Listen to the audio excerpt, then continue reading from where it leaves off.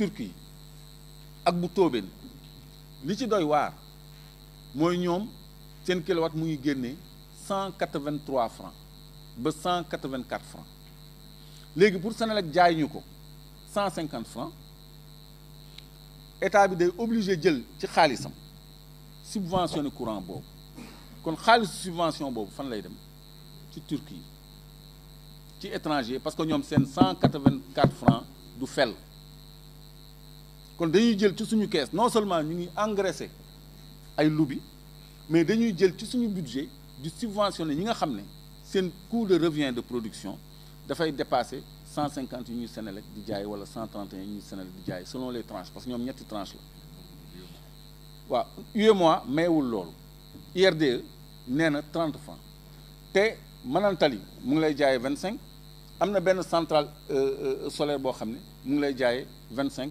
beneen bi 35 mais yeneen yi may wax yëpp ay Tóobén Po ak yooyu yëpp seen courant mu ngi génnee 71 francs 75 francs presque comme Côte d'Ivoire donc léegi fan la ñu teg cette surcharge là parce que Matar Cissé bi mu njëkkee nekk président directeur général u Senelec dafa def bilan am ni Senelec def na bénéfice 30 milliards mu nekk scandale bu rëy parce que Senelec société nationale la elle n'est pas habilitée à réaliser des bénéfices kon tey jii bénéfice bu mu am ci suñu courant Manantali bi nga xam ne doxandéem moo koy exploité jox ko Senelec Senelec teg ci intérêt jaay ko Gambie loolu je crois que yooyu yëpp nag problème yi ñu war a régler la donc lii mooy ci tënk pour bañ a guddal parce que lii du fi yem dama bëggoon rek yemale presse bi yëpp ci information bañ joxe benn exclusivité lii mooy li Claire Vision di dénoncer te mu metti leen parce que dañu gis ni seeraayu dund bi c'est pour engraisser des gens qui sont déjà milliardaires ñoom Samuel milliardaire lañu ñoom Arona Dia milliardaire lañu ñoom Khadim Ba milliardaire lañu tubaab yi jóge ci seen bitim réew ñu leen jox suñu 100 hectares ñu ciy lal seen panneau solaire pour di ñu jaay courant bi ay milliardaires lañu te procédé boobu sax moo inacceptable pour ñun nag li ñu mën a def mooy yëglu informer alerter après un temps d'observation ñun dinañu poser ay actes te actes yi ñuy poser bokk na ci plainte ci OFNAC parce que ba léegi duggaguñu ci contrat yi dañ leen ko bëgg a njëkk a jox ngeen càmbar ko dañu am beneen jotaay boo xam ne ñi nekk ci gannaaw producteur indépendant yooyu yëpp ak anam yu ñuy joxee marché yooyu yëpp gannaaw bu ñu joxee primeur bi OFNAC après dina ñëwaat fii wax ceeg yéen parce que sàcc la enrichissement illicite la détournement de deniers publics la crime la yoo xam ni dañ ko war a dénoncer donc loolu moo waraloon jotaay bi léegi xaw ma ndax dañuy jàll ci question yi wala dañuy tënk ci français ñu tënk ci français salaamaaleykum wa rahmatullah je remercie la presse d'être présente les raisons de cette conférence c'était pour mettre toute la presse au même pied d'égalité et de n'accorder d'exclusivité à personne parce que nous avons des informations graves à partager avec l'opinion sur la gestion de notre énergie et notamment sur la gestion de notre société nationale d'électricité. Parce que tout le monde sait que le prix de l'électricité au Sénégal est un prix exorbitant. Alors qu'au sein de l'IRDE, Institut pour la régulation de l'énergie, qui est une structure de l'UEMOA, la recommandation avait été faite depuis 7 ans que dans l'espace UEMOA, le kilowattheure ne devrait pas dépasser les 30 francs. Ce qui est possible parce que de Manantali provient un kilowatt qui est vendu à 25 francs. D'autres centrales solaires nous vendent à 35 francs. Les plus chers, c'est 71 francs. Maintenant, si on devait faire un effort en direction de la consommation, ce serait d'amener une subvention pour que le prix aille vers les 30 francs tel que recommandé par l'IRDE. Mais au contraire, on nous vend le courant beaucoup plus cher que prévu parce que la Senelec réalise des bénéfices. Comme elle-même ne peut pas réaliser des bénéfices en tant que société nationale, parce qu'une société nationale n'est pas habilitée à faire des bénéfices, la Senelec promeut des producteurs indépendants. derrière lesquels, qui sont étrangers pour la plupart, et derrière lesquels se cachent des pontes du régime, d'anciens directeurs de Senelec, des conseillers à la présidence, des hommes d'affaires proches du régime. Quand je parle de régime, je parle du régime sortant, parce que ce régime-là vient d'arriver. Donc ce sont ces pratiques-là qui rendent intenable de nous conformer aux recommandations de l'UEMOA et de l'IRD. Là où la Côte d'Ivoire avait fait l'effort de descendre jusqu'à 50 francs le kilowattheure, même si l'année dernière, elle a renchéri le prix de 13%, pour se retrouver à environ 70 francs le kilowattheure, nous, au Sénégal, on est entre 131 et 150 francs le kilowattheure selon les tranches, ce qui est inacceptable et ce qui n'est justifié que par la rente de certains caciques qui se cachent derrière les producteurs indépendants. Donc, tout le monde sera sidéré d'apprendre que la centrale de Sendou n'appartient pas au Sénégal. C'est des producteurs indépendants. Les gens seront sidérés d'apprendre que la centrale de Tobène n'appartient pas au Sénégal. Les gens seront sidérés d'apprendre que la centrale de Kaon, de Malicounda, de Kounoun n'appartiennent pas au Sénégal. Les gens seront encore beaucoup plus sidérés d'apprendre que le barrage hydroélectrique de Manantali n'appartient pas au Sénégal. C'est un producteur indépendant. Les gens seront sidérés d'apprendre que même ICS vend de l'énergie au Sénégal. Les gens seront sidérés d'apprendre que les champs solaires inaugurés par Macky Sall en grande pompe, Malicounda, Mérina Dakhar, Bokol, Kayel, sont tous aux mains d'étrangers à qui on a octroyé des centaines d'hectares pour qu'ils y mettent simplement leurs panneaux solaires et nous vendent en retour l'électricité à coût de plusieurs milliards.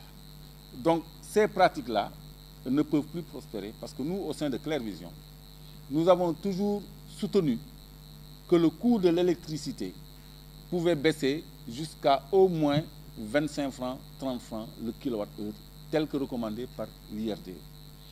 Et c'est pourquoi on est allé dans le fond des contrats pour vous prouver que derrière ces politiques-là se cachent des intérêts que nous sommes obligés de mettre à nu pour les partager avec l'opinion.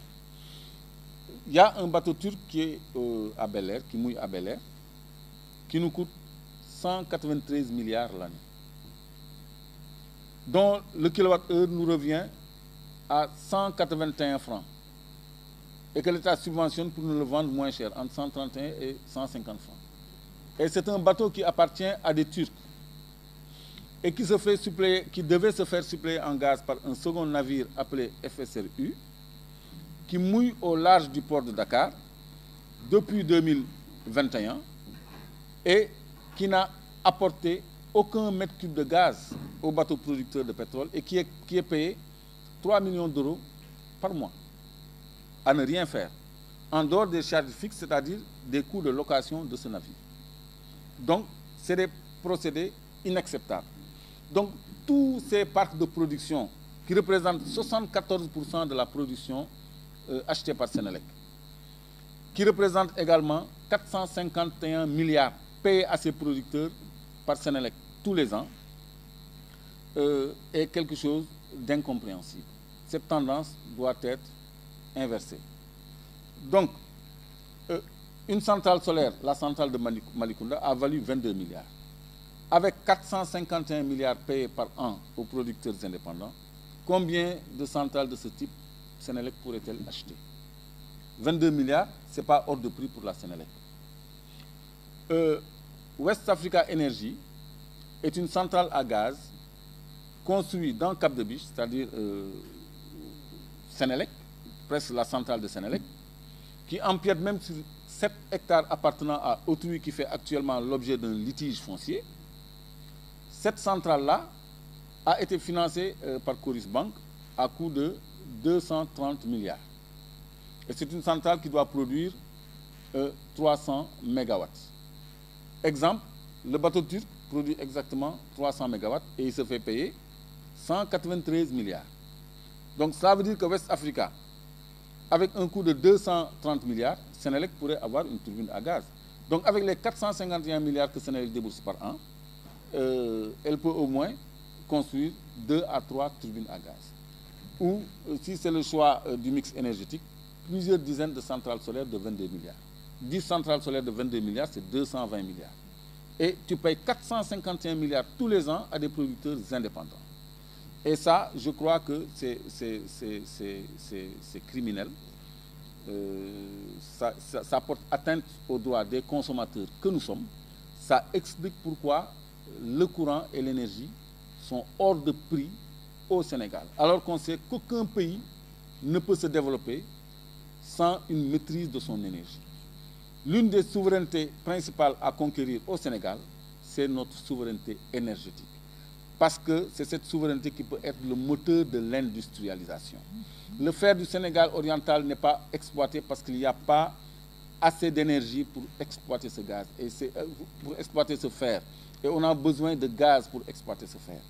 Donc si West Africa Energy, de Samuel Sarr, de Arona Dia, je les cite parce que l'un est conseiller, l'autre était DG, puis ministre des Mines, ministre de l'Énergie, s'ils peuvent, eux, mettre en place une centrale à gaz, mais a fortiori Senelec, qui a les moyens de débourser 450 milliards par an pour payer ses producteurs indépendants, et qui se fait aussi subventionner par l'État. Donc l'État du Sénégal qui peut faire un BRT à 450 milliards, un TER à plus de 1000 milliards, des infrastructures, peut investir dans le parc de production de Senelec. Parce que ce n'est pas normal que Senelec ne puisse produire que 26% de toute l'énergie qu'elle nous vend. C'est inacceptable. Maintenant, aujourd'hui, on vous fait la situation globale, mais ça, c'est par exemple le contrat de location et d'équipement de Carpo Ship, le bateau dont je parle. Ça, c'est le contrat de prestation de services d'exploitation et de maintenance, parce que même les frais de maintenance et de personnel sont payés par Senelec. Les Turcs sont payés par Senelec. Les ingénieurs sont payés par ce contrat-là, qui n'a jamais été publié. Il y a aussi le contrat de fourniture de combustible. Et c'est là où le bas blesse. Parce que dans les 193 milliards, les 109 milliards représentent les achats de combustible. Et c'est beaucoup de marchés. Vous avez entendu l'affaire d'Hermon Oil par rapport à la SAR, mais il y a des affaires encore bien pires par rapport à la Senelec, qui est le seul agrégataire des fournisseurs en fuel pour faire fonctionner ces machines. Donc, on a donné aux Turcs la possibilité de sous-traiter les marchés avec qui ils veulent, parce que c'est les Turcs qui doivent vendre à Senelec. Maintenant, ils choisissent leurs hommes. Et leurs hommes, c'est qui? On les connaît. C'est Samuel qui s'est ligué avec les Turcs. Parce que Tchalik, Remzi Karadeniz, Ahmed Tchalik, Remzi Karadeniz et Fouad Tochali, c'est un trio d'impérialistes qui viennent conquérir l'Afrique. Et ils ont besoin de s'appuyer sur des hommes d'influence pour avoir leur mainmise sur notre énergie, sur notre industrie, sur nos ressources naturelles. C'est pourquoi, quand j'ai vu M. Ahmed Tchalik auprès du Premier ministre Ousmane Sonko, moi j'ai tout de suite compris que c'était un backdoor qu'il a utilisé, que Samuel a utilisé et ses amis, pour venir dans les grâces du nouveau régime. C'est pour ça que j'avais alerté en son temps, pour qu'on fasse très bien attention à ces Turcs-là, qui sont très liquides. Parce qu'un nouveau gouvernement qui vient d'arriver, qui a des problèmes de trésorerie, qui fait des emprunts obligataires de 150 milliards, qui lève des eurobonds 450 milliards. Si un Ahmed Tchalik vient avec 1000 milliards sur la table, mais ils sont convaincus, ils sont épatés, ils vont se dire voilà une solution, alors que c'est des mafieux qui vont nous faire et qui vont avoir la même mise sur notre énergie et rien ne va descendre. Donc actuellement, le Sénégal aborde sa première phase de gouvernance pétrolière et gazière. L'espoir que nous avons, c'est que l'énergie baisse drastiquement, que les gens puissent être dans le confort, que le coût de la vie, par ricochet, baisse. Parce que quand l'énergie baisse, tout baisse. Et quand on a l'énergie, on a l'industrialisation. Parce que je vous ai dit, les minerais du Sénégal oriental, de la Falémé, n'ont pas encore été exploités faute d'énergie suffisante. Vous voyez que même les cimenteries, les ICS, les grandes industries ne veulent même pas dépendre de Sénélec pour l'énergie. Donc l'industrie, c'est l'énergie. Si ICS va jusqu'à vendre de l'énergie à Sénélec, ça veut dire que c'est une denrée stratégique. Donc il est inacceptable que dans ce contexte-là, qu'on continue de mener ces politiques. La rupture doit être opérée de façon radicale et rapide. Parce que pourquoi j'alerte? Tous ces contrats que je vous montre ont été signés par Pape Mamadou Biteye et l'ancien secrétaire général Moussa Dieye. Moussa Dieye, depuis 2021, allait à la retraite et il a été remplacé par l'actuel directeur général. Donc ça veut dire que c'est le même top management qui est encore là à Sénélec, qui continue de perpétuer ces pratiques-là à Sénélec. Et nous, notre rôle à Claire Vision, c'est d'alerter les décideurs, les gouvernants, que attention, il y a quelque chose à voir de ce côté-là. Donc ça, c'est une première partie de notre approche, qui est l'approche communicative.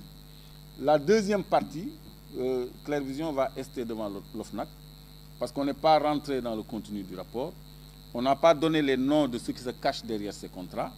Et tout cela, on en donnera la primeur au corps de contrôle d'abord, parce que c'est bien de communiquer, mais c'est encore mieux de poser des actes citoyens pour que réparation soit obtenue. Parce que ça ne sert à rien de décrire une situation et que 2-3 jours après, on oublie ça à la faveur d'un autre événement. Mais quand il y a une action en justice, je crois que même si l'événement s'émousse, si l'information s'émousse, l'action judiciaire va poursuivre son cours, ou en tout cas la plainte va continuer son instruction. Telle est l'économie de ce que nous voulions partager avec vous.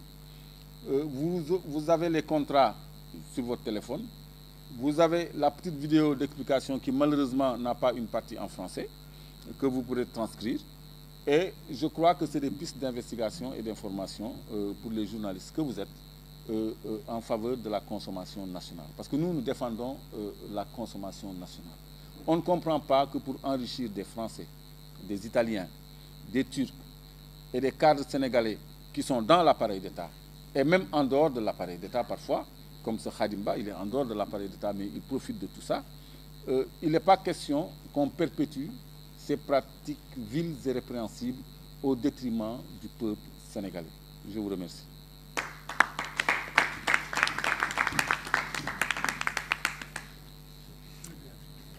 waaw léegi nag parti français bi bu ngeen seetloo dama ko tënk parce que détails yëpp jox naa leen ko ci olof dama doon bañ a baamu milliards yi ñuy fay centrale bu nekk mais mu ngi ci rapport bi yor ngeen ko donc maanaa bi rek laa bëggoon indi teg ko ci ay firnde yoo xam ni dama koy teg seen loxo léegi nag mën nañu ubbi laaj yeeg tontu yi après ñu yëkkati jotaay bi.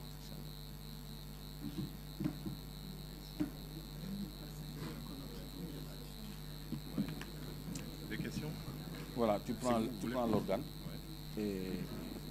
Ouais, quel organe? Non, non, il s'en occupe. Oui. Sénégal 7. Le nom. Le nom? Ancien DG Sénélec. Oui. Hein?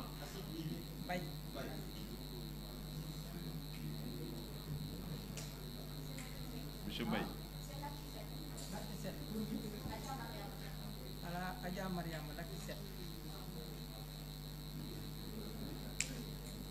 Après. Oui. Sans limite Alpura.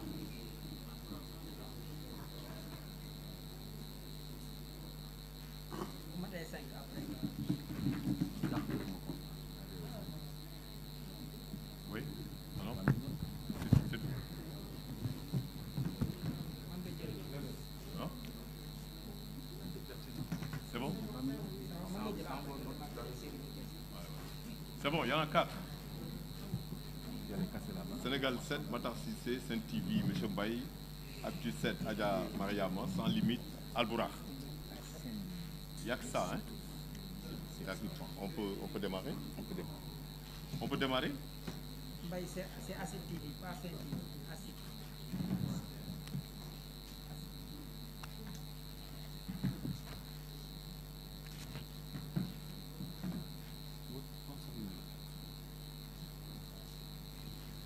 à cette TV. Hein. C'est bon, on peut démarrer. Voilà, Sénégal 7, Matar Cissé.